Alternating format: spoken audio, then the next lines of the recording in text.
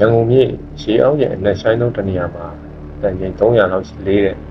ကမ္ဘာအကြီးဆုံးကြေးခေါင်းလောင်းကြီးတစ်လုံးနစ်မြုပ်နေတယ်ဆိုတာများလို့သိကြပါပါ။ဒါပေမဲ့ဒီခေါင်းလောင်းကြီးပေါ့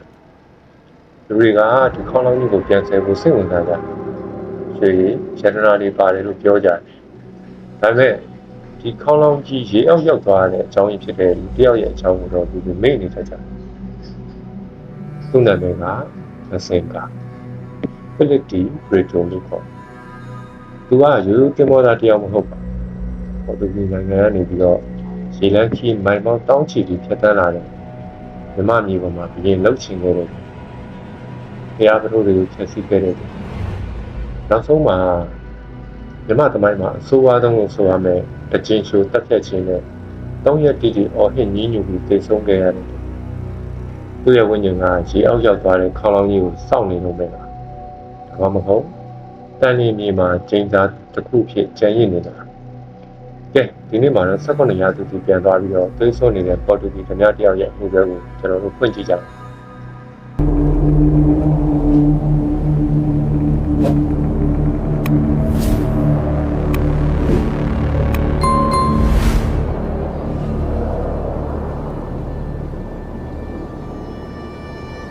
ဒီနေ့ကျွန်တော်ပြောပြမယ့်အကြောင်းလေးကတော့ဓမ္မသမိုင်းမှာအလွမ်းရဆုံးအကျဉ်းတန်းဆုံးနဲ့နှိဝက်ချက်အများဆုံးဖြစ်ရမယ့်တစ်ခုပဲဖြစ်ပါတယ်မိတ်ဆွေတို့အနေနဲ့လက်ရှင်တော်ဆိုတဲ့နာမည်ကိုကြားလိုက်ရင်ဘာကိုပြင်းမြင်မိကြလဲလူညံနဲ့နှလုံးသားကြပြပြင်းတစ်ပါးသတုပြင်းတစ်ပါးဓာကြီးထက်စာရေးကိုပိုအားတန်တဲ့ချစ်တဲ့သူတရားဒီလိုပဲမြင်မိကြမှာဒါပေမဲ့အဲ့ဒီကြပြပြင်းရဲ့လက်တွေကသွေးတွေစွန်းနှင်းခဲ့ပြီးတယ်မိစ္ဆာတွေနဲ့ပေါင်းပြီးတော့ဖျားဖိုးတွေကိုဖျက်ဆီးခဲ့ပြီးတယ်ဆိုတာကတော့သိတယ်လို့လဲကြပါလိမ့်ပြီးတော့မစင်ကာသူ့တော့ကျွန်တော်တို့ကဖျားဖြတ်တဲ့လူဆိုတခုတမျှလိုပဲသိထားကြဒါပေမဲ့သူကတမန်တမျှတယောက်မဟုတ်ဘူး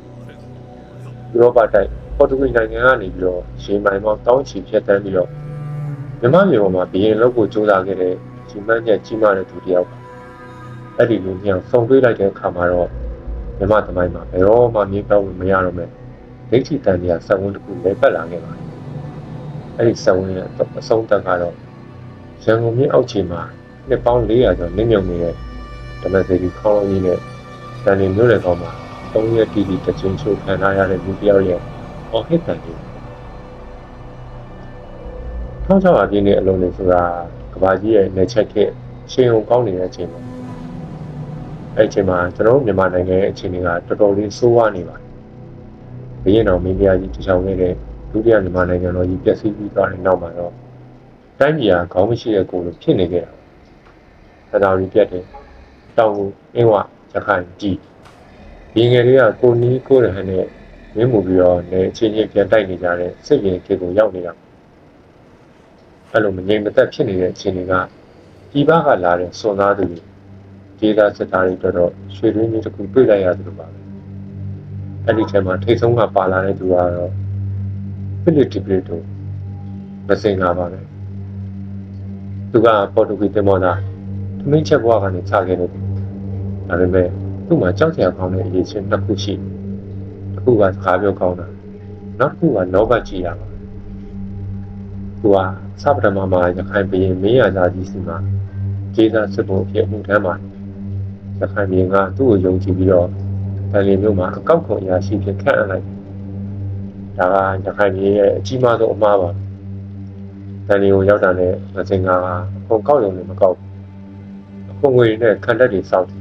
လက်သက်တွေစုတယ်ပေါ်တူဂီကသူ့လူတွေကိုခေါ်သွင်းတယ်မကြခင်မှာလည်းသူကရခိုင်ပြည်ကိုပြန်ပြီးတစ္ဆာဖောက်လိုက်ပါတယ်ရခိုင်ပြည်ရဲ့တန်တမန်တွေကိုမောင်းထုတ်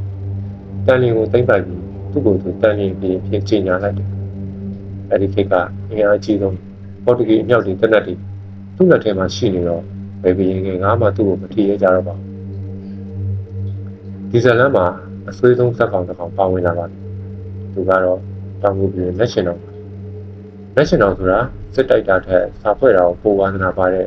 အမှုပညာရှင်ဘရင်တစ်ပါးပါသူကဓာတုကလျာကိုချစ်တဲ့အကြောင်းတွေရတုတွေရေးပြီးနာမည်ကြီးခဲ့တယ်လို့ပေါ့ဒါပေမဲ့ကံကြမ္မာကမျက်နှာသာမပေးခဲ့ပါဘူး။အေဝဘင်းကတောင်ကိုသိမ်းဖို့ချီတက်လာတဲ့အခါ လက်ရှင်တော်မှာရွေးစရာလည်းမရှိတော့ပါသူတိုင်းပြည်ပြက်မလားဒါမှမဟုတ်အကောင်းဆုံးဝါနဲ့လက်တွဲမလားနောက်ဆုံးမှာသူရွေးချယ်တဲ့လမ်းကမစင်ကာစီမှာစစ်ကူတောင်းဖို့ခိုလုံမှုပါတယ်ဒါကသမိုင်းရဲ့အလှည့်ပြောင်းတစ်ခုပါဗုဒ္ဓဘာသာမြန်မာပြည်တစ်ပါးကတိုင်းတစ်ပါးသားဓမြတယောက်စီမှာသွားပြီးတူးထောက်လိုက်ရတာပါကိုဆိုးတာကမစင်ကာနဲ့ပေါင်းပြီးနောက်မှာလက်ရှင်တော်ကဘာသာပါပြောင်းသွားခဲ့တယ်လို့သမိုင်းဖတ်တဲ့အချို့ကဆိုကြပါသူကငစင်ကာရဲ့တိုက်တွန်းမှုနဲ့ခရစ်ယာန်ဘာသာကိုယူပြီးသူ့ရဲ့တာကိုဘုရားကျောင်းမှာအနိုင်ခဲ့ရတယ်လို့ဆိုပါလူပညာရှင်တယောက်ရဲ့နှလုံးသားကနိုင်ငံရေးရဲ့ရက်စက်မှုအောက်မှာကြေမွသွားခဲ့တာငစင်ကာနဲ့လက်ရှင်တော်ပေါင်းမိသွားတဲ့အခါဗန်လီမျိုးကငရဲကန်းလေးတစ်ခုလိုဖြစ်လာပါတော့ငစင်ကာရဲ့ကြီးမန်းချက်ကတန်လီမာရက်မနေပါသူကတနိုင်ငံလုံးကိုသိမ်းနေတာပါဒါပေမဲ့သူ့မှာပြဿနာတစ်ခုတော့ရှိအဲ့ဒါကလက်နက်တနက်တွေအမြောက်တွေထပ်လို့ဖို့သူတို့မှာကြီးကုန်ရည်မရှိတော့ဒီတော့ငစင်ကာကရွှေရောင်ဝင်းဝင်းထနေတဲ့စေတီပထိုးတွေစီရောက်သွားသူကပကံခေခန္ဓာရီခက်ကတူလန်းထားတဲ့ရှေးအောင်ခေါင်းလောင်းနေကျင်းစနုတော်တွေကိုအတင်းအားဓမ္မသိမ်းယူတယ်ပြီးတော့မိဖို့ကြီးတွေကိုထည့်ပြီးအရေးချုပ်ပြစ်တယ်ဘုရားပစ္စည်းကနေလူတက်လက်နက်တွေဖြစ်ဖန်ပြီးဘုရားတို့စိတ်ကူးကြည့်ပါရာဇဝင်နဲ့ချီပြီးတည်ထားတဲ့ဘုရားတွေခေါင်းလောင်းတွေကမိဖို့ထဲမှာအရေးပြောပြီးအမြောက်ဆန်တွေဖြစ်သွားတဲ့အဖြစ်ဆိုးတစ်ခုလိုပဲဒါပေမဲ့သူ့လောဘကဒီမှာနေရက်နေသေးပါသူကြားသိလိုက်တာကရွှေကုံဘုရားကုန်းတော်မှာအကြီးမားဆုံးတန်ဖိုးအကြီးဆုံးဓမ္မသီခေါင်းလောင်းကြီးရှိတယ်ဆိုတာပါပဲတန်ချိန်300လောက်လေးတဲ့ရတနာတွေစီချထားတဲ့အဲ့ဒီခေါင်းလောင်းကြီးကိုသာရရင်သူအမြောက်တွေအများကြီးလုပ်လို့ရတယ်1608ခုနှစ်မစင်ကာကလူအင်အားစင်အားကိုတုံးပြီးတော့ရွှေကုံကုန်းတော်ကခေါင်းလောင်းကြီးကိုဖြုတ်ချကုန်းတော်အောက်ကိုလှိမ့်ချပြီးတော့မစုံတောင်ချောင်းကနေတစ်ဆင့်တစ်ဖောင်ကြီးတွေဖွဲ့ပြီးတန်လီကိုတည်ဆောင်လာဒါပေမဲ့ရှေးလူကြီးတွေပြောတာကတော့ဘုရားပစ္စည်းဆိုတာမတန်ရှင်းတဲ့သူတွေယူဆောင်သွားလို့မရဘူးတဲ့ခေါင်းလောင်းကြီးတင်ထားတဲ့ဖောင်ဟာရန်ကုန်မြစ်နဲ့ကိုးမြစ်မစုံတောင်ချောင်းဆောင်ရဒေါပုံမြစ်နေရအခုခေတ်မှာတော့ Monkey Point နေရာကိုရောက်သွားတဲ့အခါမှာထူးဆန်းတဲ့ဖြစ်ရစတင်ဖြစ်ပွားပါတယ်ရေစီးကအလွန်တန်နေတဲ့အချိန်ဖောင်ကျိုးတွေကတောက်မခံနိုင်တော့ပဲပြတ်တော့ကုန်ငစင်ကာကမျက်စိရှိမှနေဖောင်ကြီးတိမ်းဆောင်သွားပြီးတော့ဝမ်းကနေဆိုတဲ့အတန်ကြီးနဲ့တူဖောင်းလောင်းတော်ကြီးကရေအောက်ကိုထိုးဆင်းသွားပါတယ်သိပ္ပံပညာရှင်တွေကတော့ဖောင်မခိုင်လို့စူပါပေတာသဘောအရနစ်တာပြောကြတယ်ဒါပေမဲ့ဒေသခံတွေကတော့ဒါဟာလက်တွေဝါတွေကလက်မခံတာဒီတကားတွေကဆွဲယူသွားတာလို့ယုံကြည်ကြတယ်အဲ့ဒီခေါင်းလောင်းကြီးနစ်မြုပ်သွားတဲ့အချိန်ကစပြီးမစင်ကာရဲ့ကံကြမ္မာကလည်းစတင်မိန်မာလာပါတော့တယ်ခေါင်းလောင်းကြီးနစ်မြုပ်ပြီး9နှစ်ကြာ1673ခုနှစ်မှာတော့အင်းဝပြည်ရဲ့နောက်ဘက်လုံမင်းကသိမခံနိုင်တော့ပါဘုရားဖြစ်တဲ့လူတို့နဲ့အမျိုးပြတ်တဲ့လက်ရှင်တော်နှစ်ယောက်စလုံးကိုအရှင်မထားဘူးဆိုပြီးစစ်တီအင်အားတောင်းနေချီပြီးတော့တန်လီကိုစစ်ချီလာပါတယ်ဒါတာမန်တိုက်ပွဲမဟုတ်ပါဘူးမြို့ကိုဝိုင်းရံပိတ်ဆို့ပြီးတိုက်တဲ့စစ်ပွဲပါ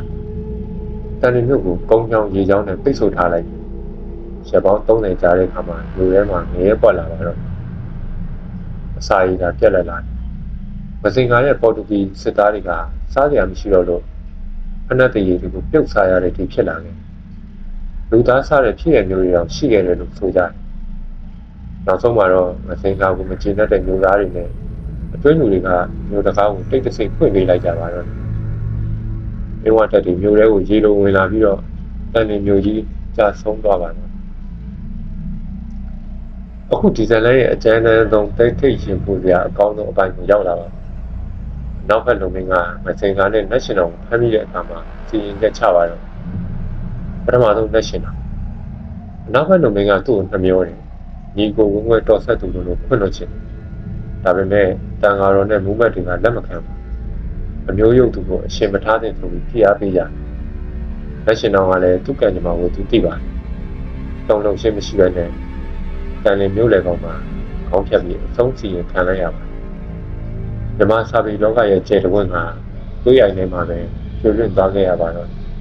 ဒါပေမဲ့ငစင်ကအတွက်တော့ဒီလောက်နဲ့မပြီးပါဘူးသူကျူးလွန်ခဲ့တဲ့ပြစ်မှုတွေဖျားဖြတ်စီမှုတန်ဃာတော်တွေကိုညှဉ်းပန်းမှုတွေအတွက်ထိုက်တန်တဲ့ပြစ်ဒဏ်ကိုပေးဖို့ဘယင်းကဆုံးဖြတ်လိုက်တယ်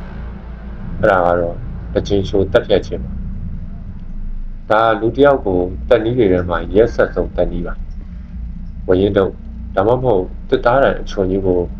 လူခန္ဓာကိုယ်ရဲ့အောက်ပိုင်းကနေထိုးသွင်းပြီးတော့လေပဲဒါမှမဟုတ်ပဖုံးကနေပြန်ဖောက်ထွက်စေတဲ့နည်းလမ်းပါအရေးကြီးတာကနှလုံးအဆုတ်တွေနဲ့ကိုရင်းကလီစာတွေကိုမထိအောင်ရှောင်ရှားပြီးထိုးတာမလို့အဲ့ဒီလူကချက်ချင်းမသေးပါဘူးပစင်ကောင်ကိုတန်လီမျိုးရဲ့အမြင့်ဆုံးကုန်းပေါ်မှာတချင်းချိုးပြီးထောင်ထားခဲ့သမိုင်းမှတ်တမ်းတွေကသူက3ရက်ဟုတ်ပါ3ရက်တိတိတချင်းတိုင်းပေါ်မှာရှင်လက်တွဲလောက်ဖွင့်နေသွေးတွေစီကြရင်နာကျင်လုံးအော်ဟစ်ညီးညွတ်ရင်တဖြည်းဖြည်းသိဆုံးခဲ့ရတာပထမရက်မှာသူအော်ဟစ်နေခဲ့ကြိမ်သိမ်းနေခဲ့ဒုတိယရက်မှာတော့သူ့အတန်ကြီးတိုးဝင်သွားပြီးရေတောင်းနေတတိယရက်မှာတော့သူမလှုပ်တော့သူ့ရဲ့မျက်လုံးတွေကသူမီးရှို့ဖြတ်စည်းခဲ့တဲ့မြို့ကိုကြည့်ရင်ရေအောက်မှာရှိနေတဲ့ခေါင်းလုံးကြီးစီကိုတိုက်ကြည့်တက်ထွက်သွားပါတယ်